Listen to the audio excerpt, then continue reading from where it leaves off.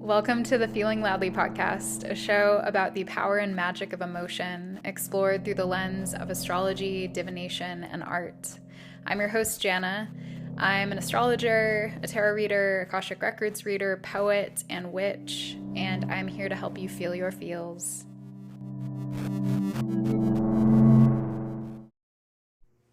Hi, loves. Welcome to Friday Feels. I hope you're all doing okay out there. It's been an interesting week-ish of astrology with Mercury retrograde, which is now over, but we're still in the shadow period. And we just had Mercury Chiron stuff happening, and Mercury joined up with the North Node right as it was stationing direct yesterday. And we just had a very heavy-hitting full moon in Scorpio, which I did a separate podcast episode about on Tuesday that you can go back and listen to if you want. That was intense. And of course, last Saturday's Jupiter-Uranus conjunction was intense in its own way. And so there's just a lot going on, and I hope you're doing okay. I want to make a little ask. Those of you who listen to the podcast regularly and enjoy it and feel like you get stuff from it, would you leave me a positive rating, please? It would bring me a lot of joy, and I would really deeply appreciate it. And that brings me into our card of the day, which is appreciation. So appreciation from the Reclaim Oracle deck as our feel today. And I really love this. This feels very on point for where I'm at personally. And just a sort of medicine that I've been exploring a lot lately is the medicine of gratitude. And I've talked about that quite a bit on the pod recently, I think. I know I have. I don't think I know I have. And it's something I've mentioned kind of in passing moments about how I've been feeling more gratitude, and that's because I've consciously committed to a gratitude practice where I'm expressing gratitude before pretty much every meal and at various points throughout the day. And it's bringing me into my heart in a way that is really profound. And I've done gratitude practices in the past and have had like nightly rituals and all of that. But for whatever reason, at this moment in my life, it's feeling much more authentic than it ever has before.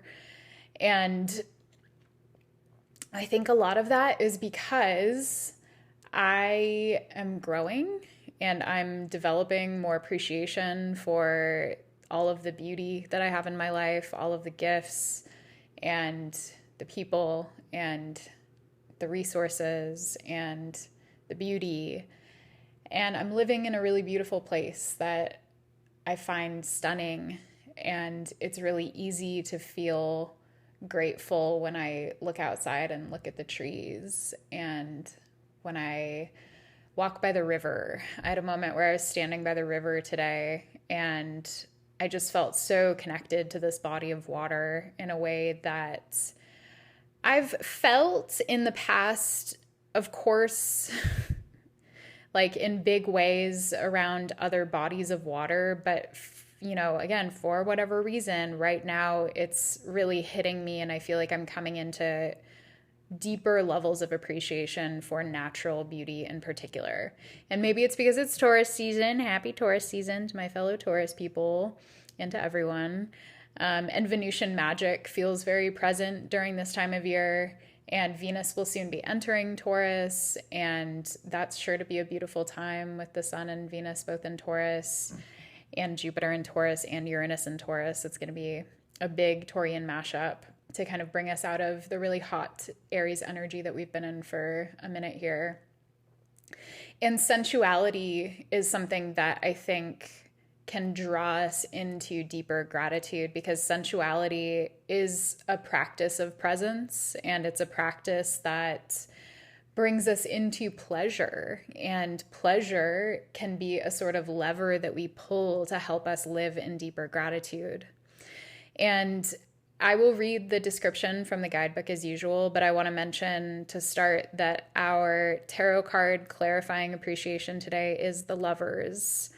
And I love this. I love the Lovers card. It's connected to Gemini, and in the Lillifer tarot, it's a gorgeous card. Like I just like live for the imagery in this deck. It's so, so beautiful, the colors and just the overall vibe and feel.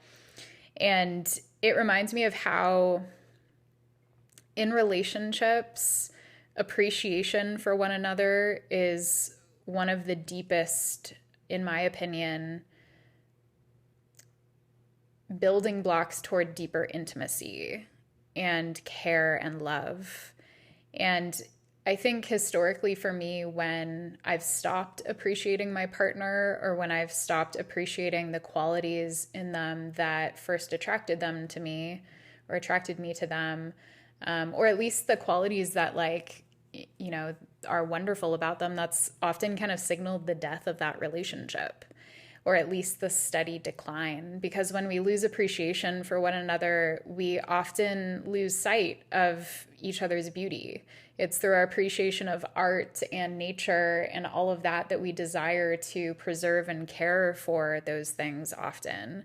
It's for our appreciation of really anything that we desire to care for it, and that we're often motivated to care for it because we recognize the value of something or someone. And in loving relationships of all kinds, appreciation is essential. And we can often feel and tell when we are not appreciated, and that can be such a heartbreaking experience to go through, is to feel so unseen by someone who once saw you, or to feel just unseen, period, and sort of neglected or overlooked, especially when our acts of care are sort of out of sync with someone else's. Like, I think a common challenge is in relationships is where we are expressing love in particular ways, but those forms of love may not sync up with how the other person wants to be loved.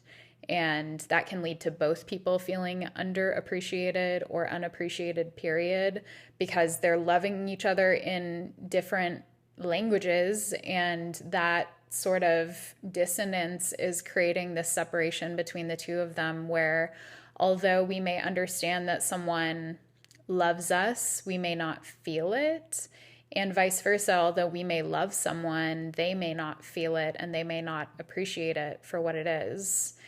And so it's this really beautiful and sometimes sad dance that we do with other people, where we try to love people as they wish to be loved, or we don't.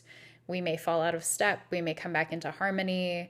And that's kind of the dance that the Lovers do. And it's depicted really beautifully by the imagery on this card and the symbolism on this card, which I always post the cards on Instagram if you want to go look to actually get a glimpse of the images that I'm talking about. You can follow me at Feeling Loudly, and I always post right after I publish these episodes. And anyway, back into the concept of this dance of intimacy that we do with other people, appreciating, not appreciating, feeling appreciated, not feeling appreciated.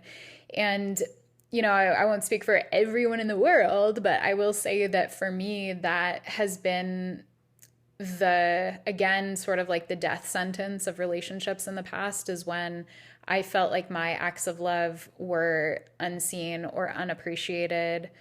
Or if the other person felt that way. And if we weren't able to bring that back into harmony, then often we just ended up going our separate ways because it wasn't fulfilling to either of us. And, I'm kind of sad to say that I can't think of really any relationships in my life that have rebounded from that experience, because I think that I previously lacked the communication skills and just like the sense of self-worth to advocate for what I needed in a way that wasn't like contemptuous or accusatory.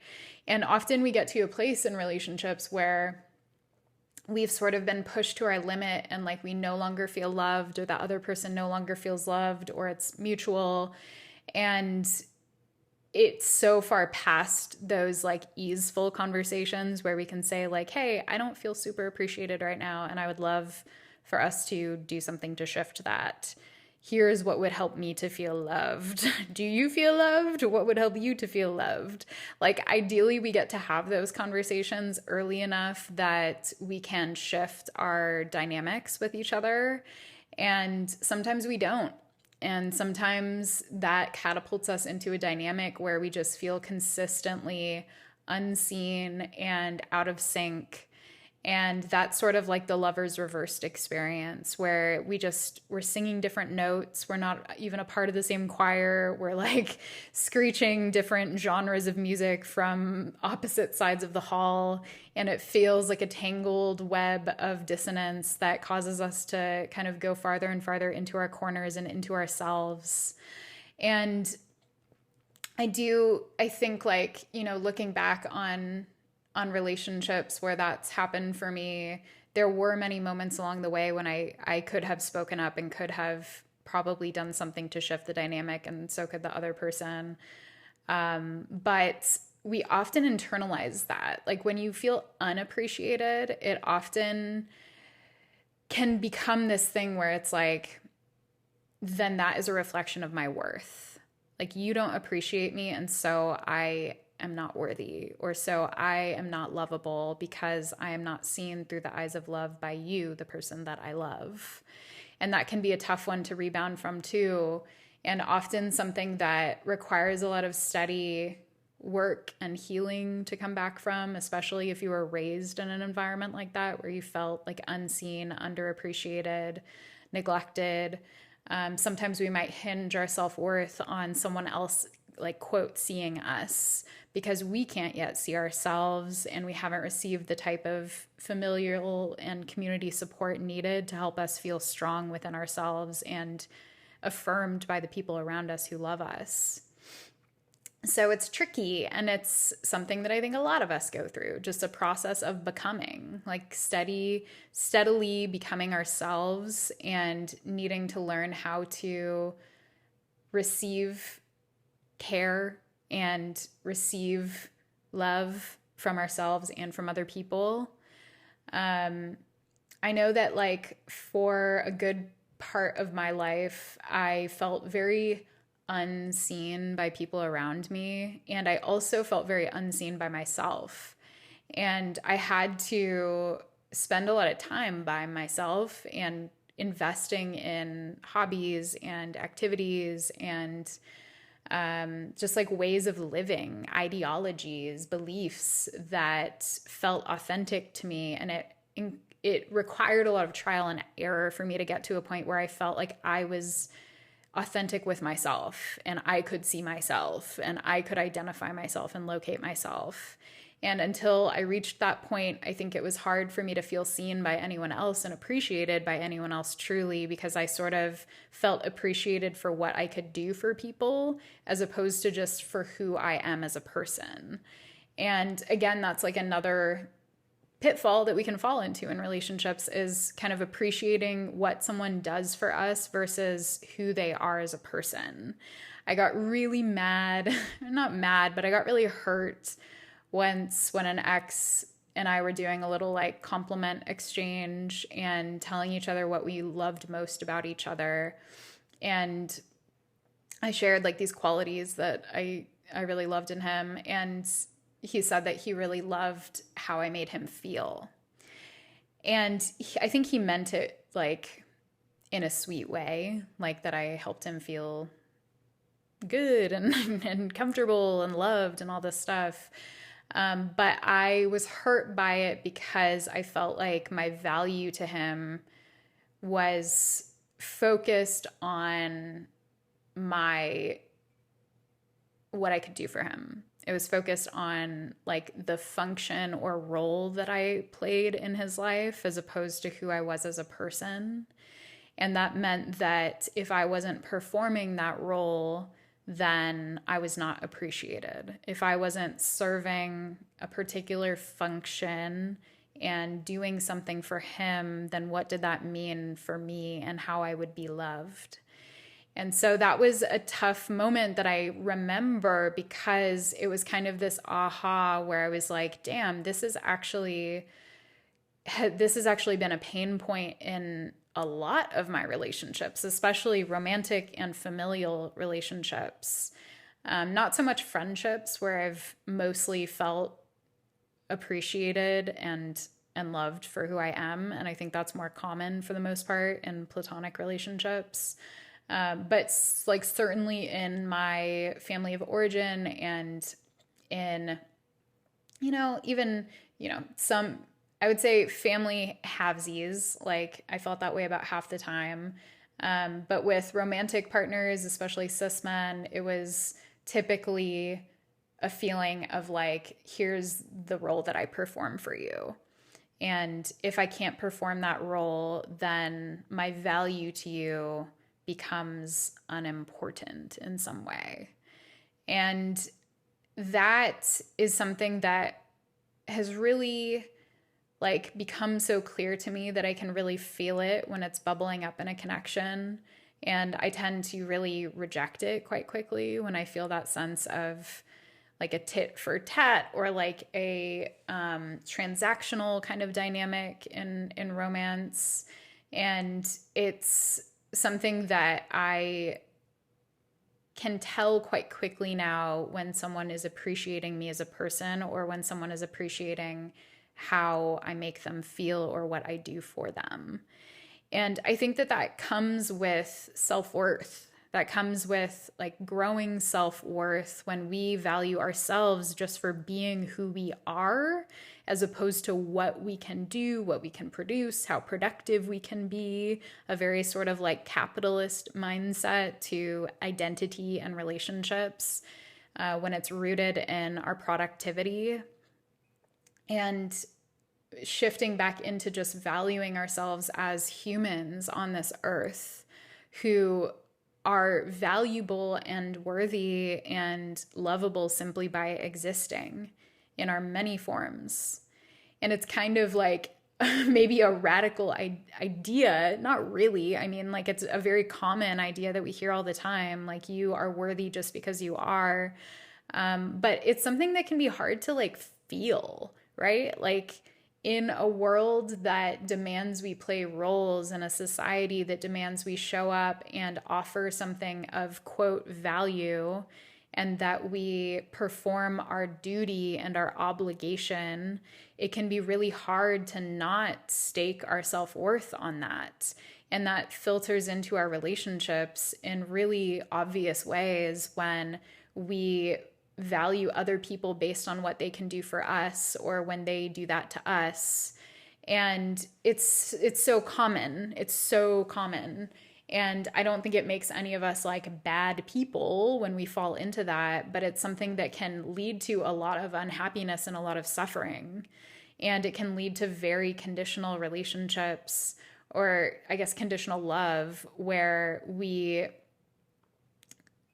excise someone from our life when they stop providing value, or when they do that to us, or when we only see so much of someone, when we only see them in a light that's favorable to us as opposed to seeing them as a whole person. And that can really play into the dynamics where we idealize someone, place them on a pedestal, see them as a savior, see them as perfect. And on the other hand, see someone as a villain, see someone as evil, see someone as whatever, fill in the blank. We cast people into roles and they serve a function to us. Like, even if it's not a practical function, it could be like a psychological function. Like, think about the function that a person plays when we have typecast them as a villain. And they get to kind of take on the psychological burden of badness in our minds. Or when we cast someone into the role of a hero or a savior, or like the idealized partner, friend, parent, whatever, they get to take on this burden of like meeting our needs and carrying our self-worth and playing the hero and the rescuer and kind of taking on our agency. We give away our power and we make someone else responsible for our happiness. And that in itself is a sort of like like obligation or burden that we're placing in someone else's hands to be perfect so that we feel safe. And we can do the same things to ourselves when we cast ourselves in roles. And, this sort of like role casting happens very constantly in life, I think, in like big and small ways. Like, even in the course of a conversation, we might take on different roles. We might like typecast people or like fit into a particular role or duty ourselves in like small micro interactions with people too.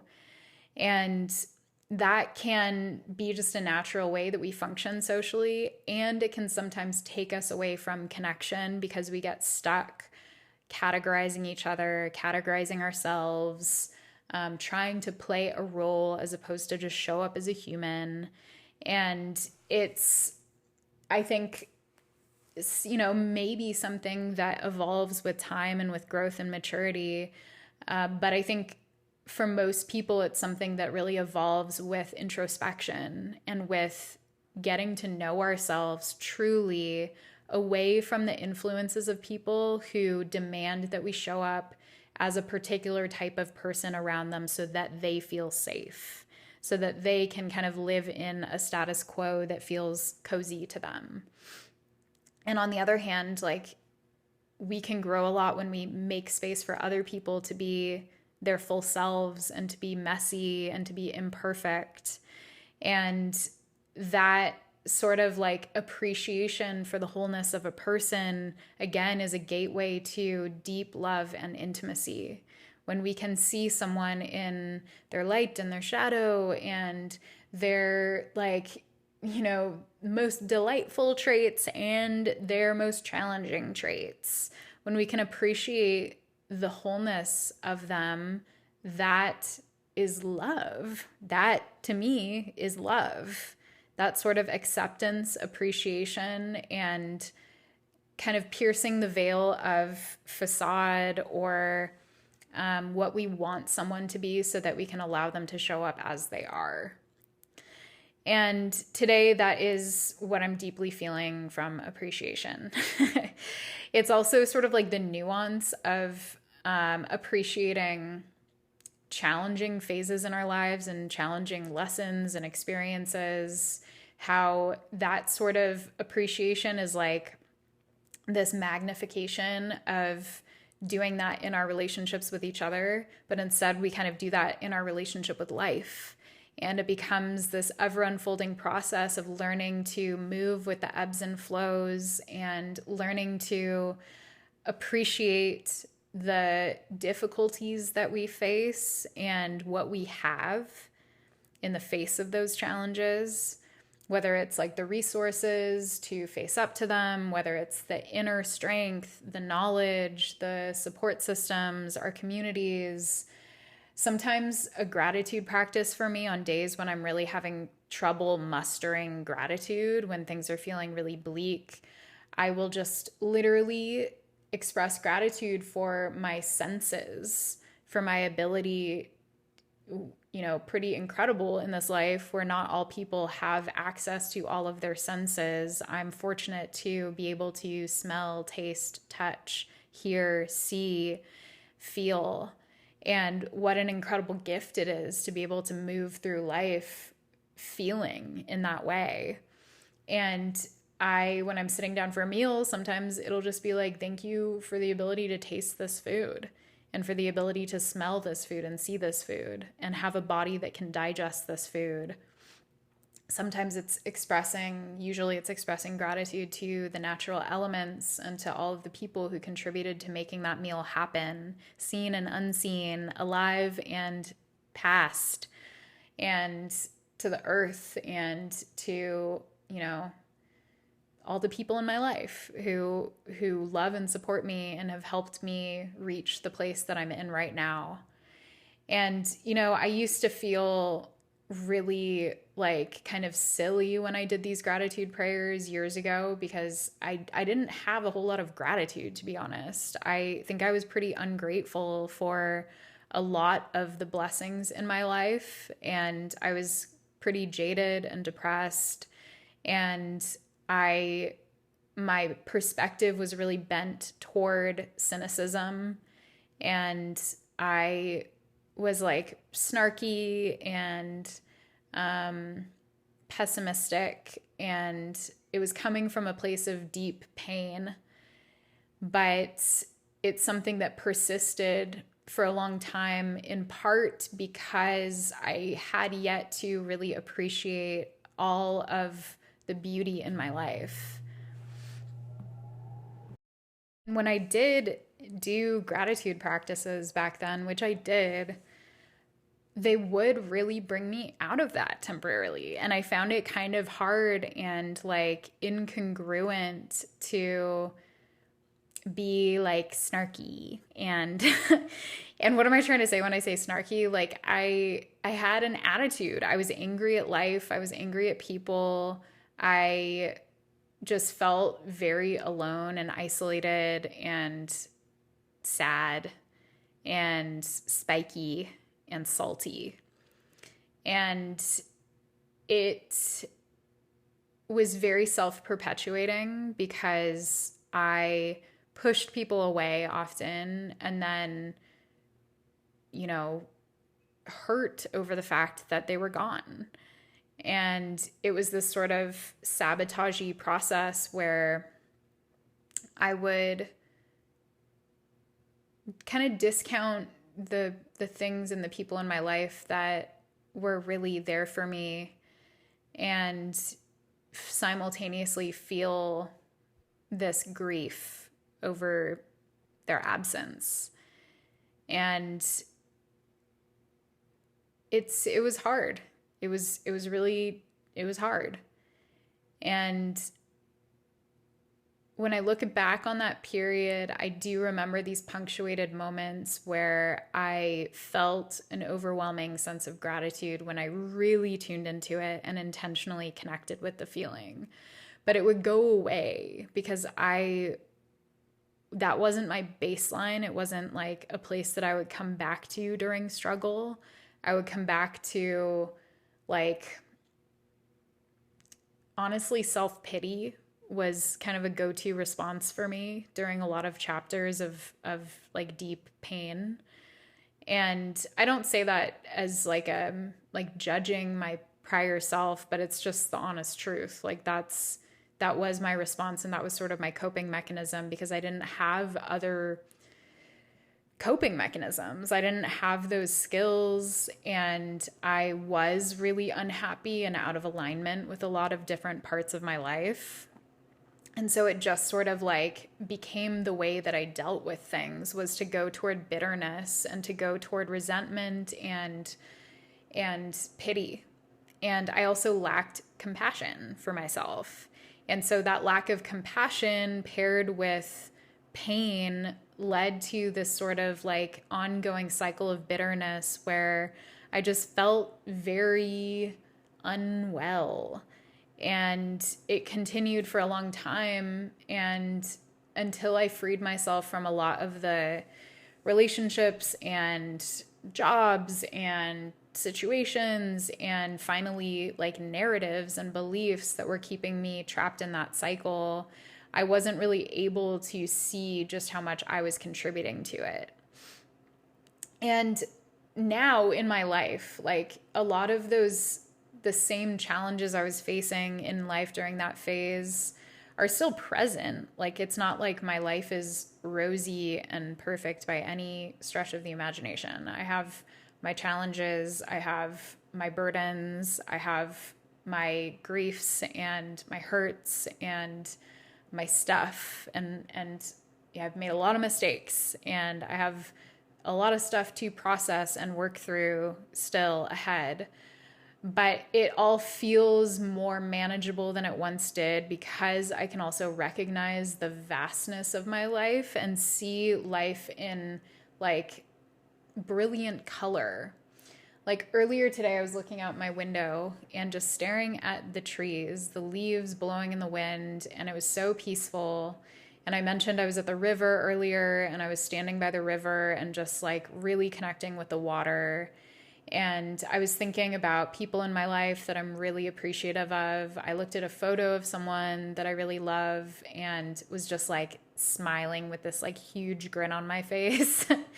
I got to connect with a friend who I adore, and they were like really supportive and sweet. And I just felt so much appreciation for having this beautiful soul in my life who just like gets me and who's so intuitively there for me.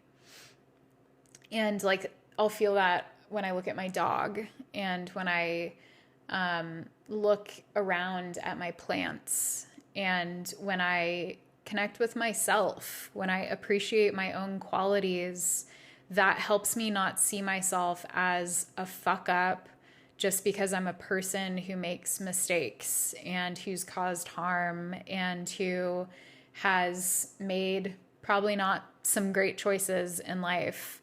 Like when I have periods where I feel like I'm faltering, my appreciation for myself is what helps me move through that with grace, as opposed to going into self-flagellation or self-villainization, which used to be a very slippery and easy slope for me to fall down into thinking I was some kind of monster. Like that was a common belief for me, that I was like a terrible person.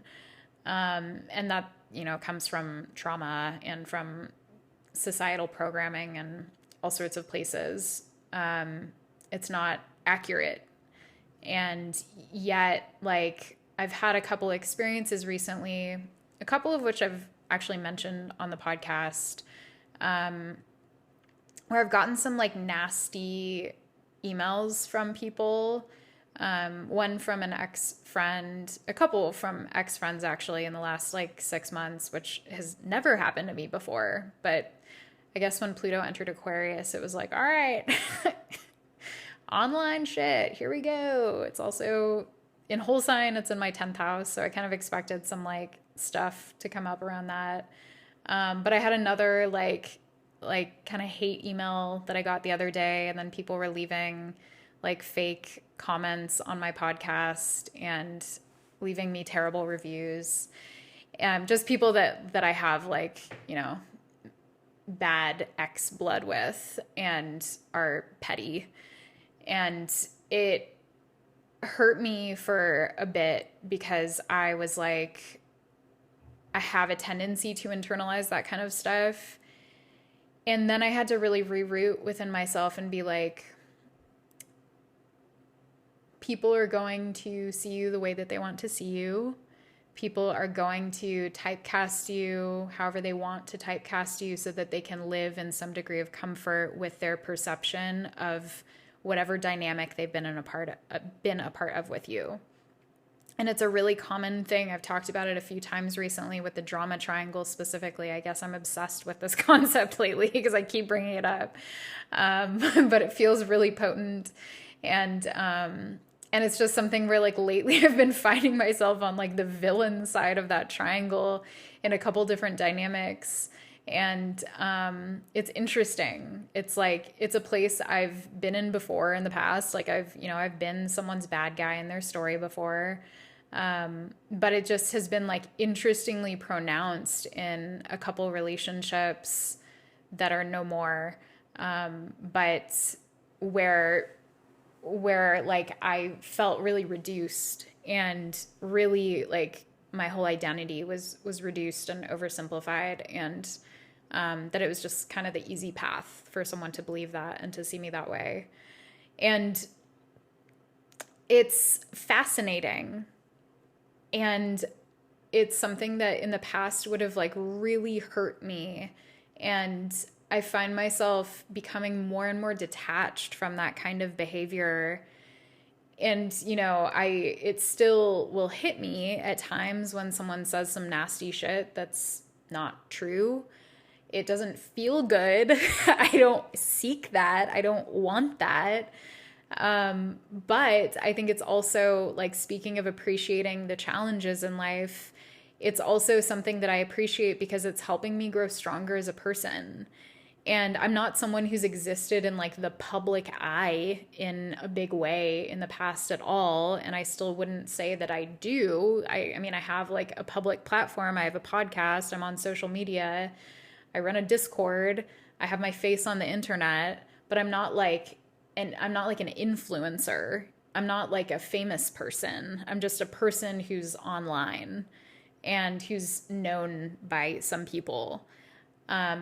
And I know that like the more you put yourself out there, the more you tend to experience that kind of stuff where you get people who hate you for whatever reason, or you have fallouts, and it leads to people having really negative reactions and seeking to get their anger out by expressing it in these sort of like maladaptive, immature ways that serves a purpose for them. And you again get to be the villain in someone's story to serve a psychological function for them so that they can feel like it's a simple story and they can close the book on it. And often that happens because people don't want to look at their side of the street, or they don't want to look at nuance. They don't want to appreciate the complexity of interpersonal dynamics and examine their own role and responsibility or other people's roles. And it's just so much easier. It saves them a lot of time and energy to say, like, this person bad, this person good, and to move on and to let that be and to like act out in whatever ways they want to act out. And so like having that type of perspective has been helpful for me, because it leaves space for me to take accountability when I have done something wrong and when I need to take responsibility, which I have in these cases. But like it also leaves space for me to still be a human who I'm compassionate toward, because I know that I can fuck up and I can also still be deserving of love and care, and that doesn't mean that I'm like a fuck up of a person because I fucked up. And so that type of lover's work for ourselves internally is super important, arguably even more important than doing it in connection sometimes, because when we can offer ourselves that kind of grace and appreciation for all the ways we do show up beautifully, it becomes the sort of medicine or the balm that helps us when we have to move through some of the stickier, trickier material in relationships and just within our relationship to ourselves, is when we can appreciate ourselves in our beauty and in our wonder. We can also appreciate ourselves in the parts and the periods where we feel like not so great. So I realized that I blew past actually reading the description for this card. I think I'm going to do that, and then we'll end with a channeled song for this episode. So appreciation. Appreciation is a quiet joy when my heart beats softly and my hands tremble with the summer breeze. It's smelling roses and they smell good enough. Appreciation is seeing the value in the unseen. It's giving thanks before being given anything. And beautifully, our channeled song for appreciation is Heartbeats by Jose Gonzalez. I love this song. This song is very special to me. And this is a beautiful answer to the question of appreciation. What does appreciation mean? Because this song is all about like the presence of love and the brevity of love in some ways. Like it talks about having this one night to be confused, one night to speed up truth. We had a promise, babe, 4 hands and then away. Both under influence, we had divine sense to know what to say. Mind is a razor blade. And I'm going to skip a little bit, but it says, one night of magic rush, the start a simple touch, one night to push and scream, and then relief. 10 days of perfect hues, the colors red and blue. We had a promise, babe, we were in love. And it goes on a little bit, but there's like a couple mentions of good enough in here again, which was also in the description from the guidebook for appreciation, like a rose that smells good enough. And in this song, it says, wouldn't be good enough for me So it's kind of the contrast here. Wouldn't be good enough. Wouldn't be good enough. To call for hands of above to lean on wouldn't be good enough for me. And so there's this like this contrast that we kind of see here. Like this song embodies that energy of appreciation, like talking about this one night and the presence and the beauty of that and being able to appreciate it even in and especially in its absence. And often we get these like brief, beautiful experiences of love with other people or the brevity of beauty. Like think about a rose. Think about how a rose is impermanent in itself. Impermanence is something that kind of like draws appreciation out of us often because like absence makes the heart grow fonder, or like something that's brief can even be experienced as more beautiful because it sort of punctuates time and becomes this memory that we can long for and hold on to, or just appreciate with a bit more distance and like a loose grip. And when we can have that sort of loose grip on life and on other people and on experiences, often that can draw us into deeper appreciation because we can be more present. We're not trying to plan for the future or skip ahead a million steps or like extend the moment. We're just trying to be there so we can take it all in, so we can take in its beauty and take in the lusciousness of the now. And, you know, I forgot to mention, and this feels significant, that I kind of realized recently that like several of my tattoos are actually about brevity. Like I have a paper boat on my inner arm that was inspired by Transatlanticism, the Death Cab album. And a paper boat is something that like over time, if you placed it in the water, it would eventually like succumb to the water, disintegrate, whatever. It's not going to like last and last. And I have a quote, on my side that I really love. And I will actually, like, I'll add a photo to Instagram so that you guys can see it and appreciate it. But it's something that Jack London said right before he passed away, supposedly. And it goes, "I would rather be ashes than dust. I would rather that my spark should burn out in a brilliant blaze than be stifled by dry rot. I would rather be a superb meteor, every atom of me in magnificent glow, than a sleepy and permanent planet. The proper function of man is to live, not to exist. I shall not waste my days in trying to prolong them. I shall use my time." And I got the first line of that tattooed on my side when I was like 21. I would rather be ashes than dust. And I got teased by my friends in college because someone was like, "I don't want to be ashes or dust." But it was really meaningful to me. And I then realized that I got like 3 more tattoos that sort of echoed that same sentiment. I have a mayfly that's tattooed on my forearm that a friend in Austin hand poked for me. And a mayfly is an insect that lives for like one day only. And they're very symbolic of presence and appreciation for the moment, because it's like this very carpe diem, like you live for one day, like live fully and be there for it, you know, be there. Be here now, as Ram Dass would say. But like there's like so much. We talk about presence so much, especially in circles where we're trying to, you know, live more fully.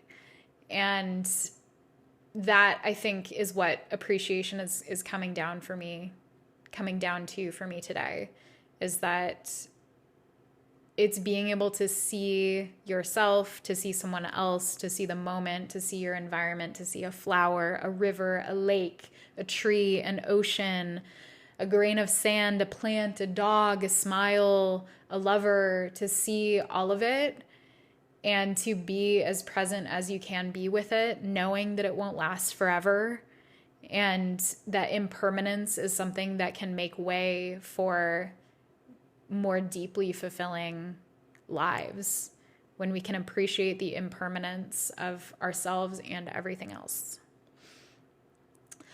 All right, my friends, that is all for today. Thank you, as always, for listening. And as usual, if you want to support this podcast, there is a support link that you can find in the description. You can send me a tip. You can also send me a tip via Linktree, or you can become a patron for ongoing support and access to lots of perks and stuff. And I'll echo that if you do get something from this podcast and feel compelled to leave me a rating, a 5-star rating, a review, or not 5, but why not 5? It's really appreciated. It helps the podcast get seen and helps me reach people who might benefit from it. So sending love your way. Thank you. And I will talk to you next week.